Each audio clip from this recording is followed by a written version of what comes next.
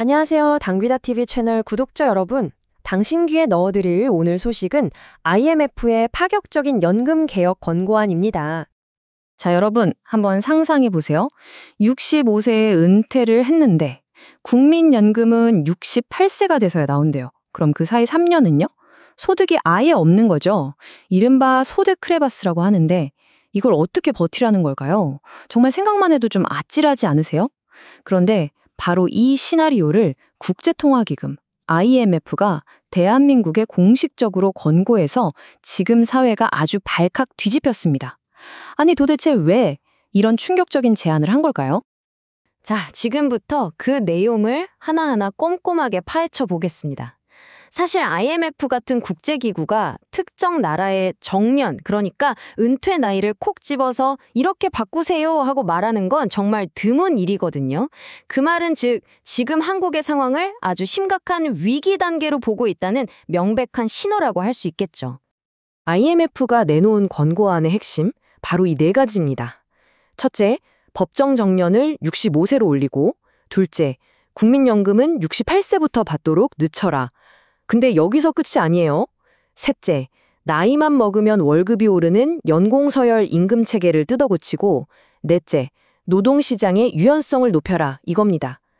여기서 제일 중요한 포인트는요, 이 네 가지를 절대 따로따로 떼어서 생각하면 안 된다는 거예요. 이건 하나의 묶음, 그러니까 패키지 딜인 셈이죠. 아니, 도대체 IMF는 왜 이렇게까지 강력한, 어떻게 보면 좀 과격한 처방전을 내놓은 걸까요? 그건 바로 이 제안이 겨냥하고 있는 한국 경제의 아주 깊고 오래된 문제들 때문입니다. 지금부터 그 속사정을 한번 들여다보겠습니다. 가장 근본적인 원인은 역시 인구입니다. 아시다시피 대한민국은 지금 전 세계적으로도 유례를 찾기 힘들 정도로 빠르게 늙어가고 있고요. 경제의 허리 역할을 해야 할 일하는 인구는 급격히 줄어들고 있죠. 이 인구 절벽이 결국 한국 경제의 성장 엔진을 멈추게 할 거다. 이게 IMF의 가장 큰 걱정인 겁니다.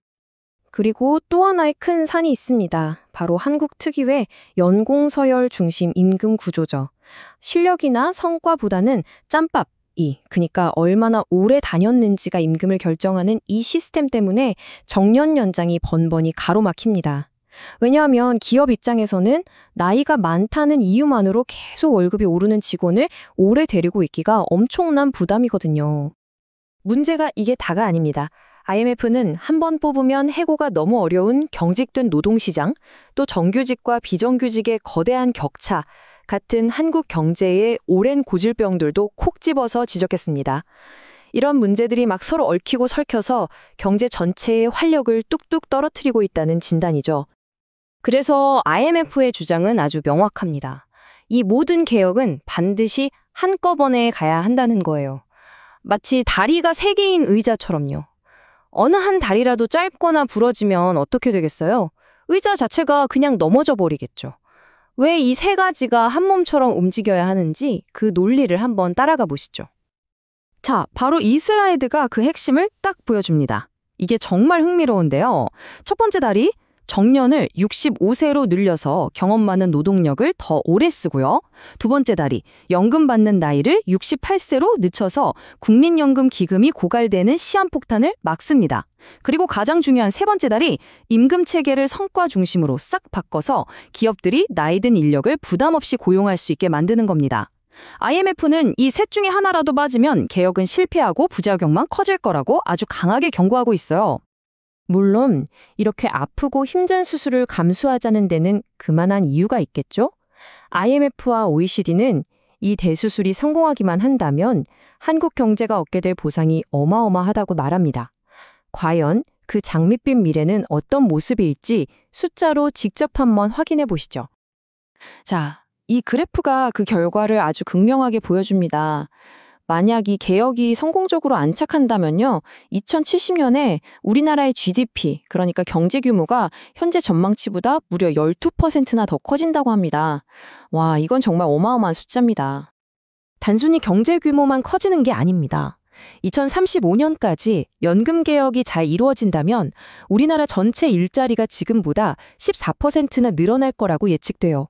말 그대로 일하는 사람이 더 많아지는 더 활기찬 경제가 된다는 뜻이죠. 자, 여기까지가 IMF가 제시한 청사진이었습니다. 하지만 이런 장밋빛 전망에도 불구하고 현실의 벽은 너무나도 높습니다.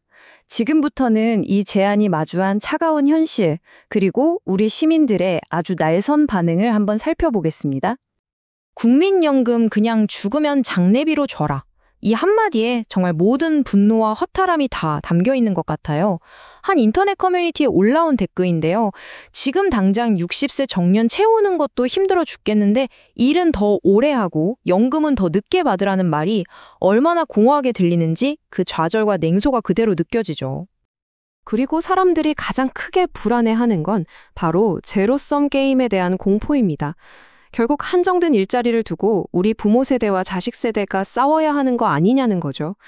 고령층의 은퇴가 늦어질수록 이제 막 사회에 나오려는 청년들의 자리는 더 좁아지는 거 아니냐는 우려가 아주 팽배합니다.